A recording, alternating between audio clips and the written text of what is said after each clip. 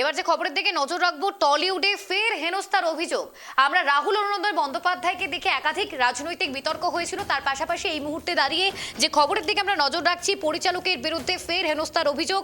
দেবালয় ভট্টাচার্যের বিরুদ্ধে সরব অঙ্কিতা, লিগ্যাল অ্যাকশন নিচ্ছি, পাল্টা মন্তব্য দেবালয়ের। যে খবরের দিকে আমরা নজর রাখছি, অত্যন্ত গুরুত্বপূর্ণ খবর, কারণ টলিউডে ফের হেনস্থার অভিযোগ উঠেছে। এবার পরিচালক দেবালয় ভট্টাচার্যের বিরুদ্ধে সরব হলেন অভিনেত্রী অঙ্কিতা চক্রবর্তী। সোমবার সাংবাদিক বৈঠকে অঙ্কিতা স্পষ্ট করলেন যে দেবালয় তার সঙ্গে কি করেছিলেন। পরিচালকের বিরুদ্ধে শ্লীলতাহানির অভিযোগ এনে আইনি নোটিশ পাঠালেন অঙ্কিতা। আইনি নোটিশ অনুযায়ী দেবালয়কে 7 দিন সময় দেওয়া হয়েছে। সোশ্যাল মিডিয়ায় পরিচালককে ঘটনার কথা স্বীকার করে বিবৃতি দিতে বলা হয়েছে। পরিচালক যদি এটি না করে তাহলে এফআইআরও করা হবে বলে জানিয়েছেন অঙ্কিতা। অঙ্কিতার অভিযোগের পাল্টা মন্তব্য দেবালয় ভট্টাচার্যের। পরিচালক বলেন যে আমি লিগ্যাল অ্যাকশন নিচ্ছি, সোশ্যাল মিডিয়াতে এসে যে কেউ যা ইচ্ছে বলতে পারে না।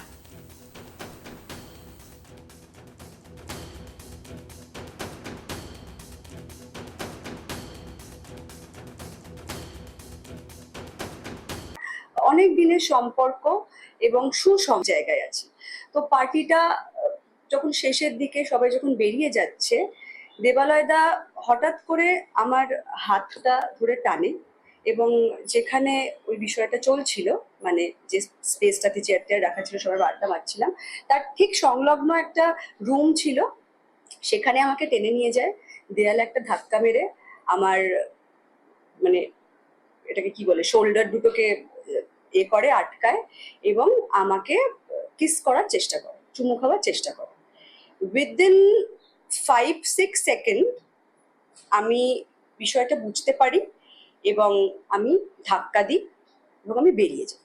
অনুশোচনা তো নেই, মানে একটা অদ্ভুত বিহেভিয়ার, একটা মানে অদ্ভুত লুক এবং একটা কোল্ড স্মাইল, যেরকম হয় না যে একজন ডিরেক্টর উঠতি সবে নাম হচ্ছে এবং একজন অভিনেত্রী যদি তার সাথে হেসে কথা বলতে হয়, সে যেমন একটা কোল্ড অ্যাজ ইফ চেনেই না আমাকে। আমার কোনো ক্লেম নেই, আমার কোনো কিছুই নেই। আমি শুধু একটা কথাই বলেছি যে হ্যারাসমেন্টটা নিয়ে, যে ট্রিগারটা নিয়ে, যে প্যানিকটা নিয়ে আমি এতগুলো বছর আমার সিস্টেম কোনো না কোনোভাবে তো ক্ষতি হয়েছে আমার সিস্টেমে, মানে পড়াশোনা করলে সেটাই তোমরা জানতে পারবে। তো এটা আমি আমার সিস্টেমে আর রাখবো না, এটা আমি বার করে দেবো। And I need an Apology.